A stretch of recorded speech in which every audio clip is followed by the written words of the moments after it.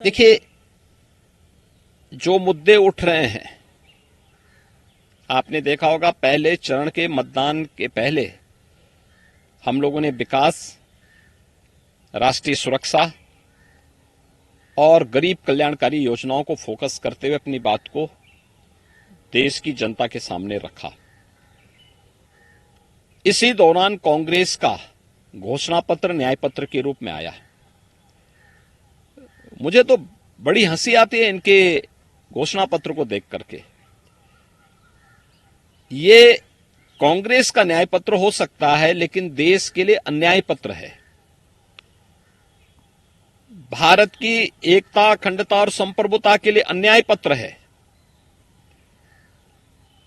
उसमें उन्होंने इस बात का उल्लेख किया है, जो खतरनाक जो चीजें रखी गई, जिन मुद्दों पर हमने इससे पहले बात की थी, उनके अतिरिक्त जिन मुद्दों पर उन्होंने जो बातें कही हैं कि अल्पसंख्यक समुदाय की रुचि के अनुसार खान पान की स्वतंत्रता दी जाएगी और व्यक्तिगत कानून को भी लागू करने के लिए कांग्रेस पहल करेगी। देखिए, दो चीजें आई हैं। एक, क्या अल्पसंख्यक समुदाय से जुड़े हुए लोगों का खान पान शेष अन्य समाज से इतर है क्या, और वह इतर कौन सा खान पान है जो उनकी पसंदीदा है लेकिन बहुसंख्यक समाज उसको पसंद नहीं करता है। तो मुझे लगता है बहुसंख्यक समाज, इस देश का हिंदू, गौमांस से पूरी तरह परहेज करता है और वह उसके लिए, मुझे लगता है कि गाय उसके लिए मां के समान है। और कांग्रेस आज मुसलमानों को ये छूट देने का कुत्सित प्रयास कर रही है कि यानी इसका मतलब वह गौकसी करने की छूट देगी। यह कोई भी भारतीय स्वीकार नहीं करेगा। एक जो व्यक्तिगत खान पान की बात कांग्रेस ने कही है, ये इंडी गठबंधन का जो घोषणा पत्र कांग्रेस के द्वारा निकाला गया है, हम पूछना चाहते हैं गठबंधन से जुड़े हुए अन्य दलों से, क्या वे भी कांग्रेस की इस मंशा से के साथ हैं क्या? और हैं तो उनका मौन इस बात को साबित करता है कि वे इसके साथ में हैं। नहीं है तो उनको अपनी सफाई देशवासियों के सामने देनी चाहिए।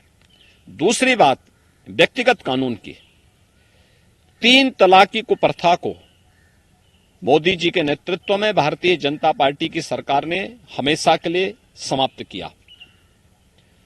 क्या कांग्रेस व्यक्तिगत कानून लागू करके सरिया कानून देश के अंदर लागू करना चाहती है क्या? देश में तालिबानी व्यवस्था लागू करना चाहती है क्या? क्या कांग्रेस फिर से 3 तलाक की कुप्रथा को देश के अंदर प्रारंभ करेगी क्या?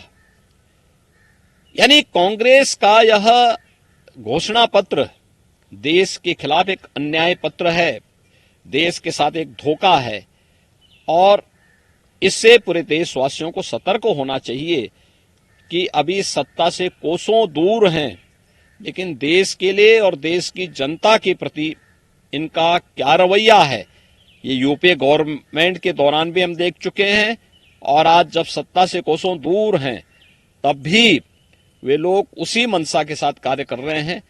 मुझे लगता है कि 5 चरणों के अगले चुनावों के लिए हमें कांग्रेस के इस घोषणा पत्र को ध्यान में रख करके अपना निर्णय जरूर करना चाहिए। हम कह सकते हैं कि बहुसंख्यक समाज की भावनाओं को नजरअंदाज करके कुछ एक वर्ग विशेष को खुश करने के ये धोखा है, देश की आस्था के साथ खिलवाड़ है। इसको कोई भी भारतवासी स्वीकार नहीं करेगा।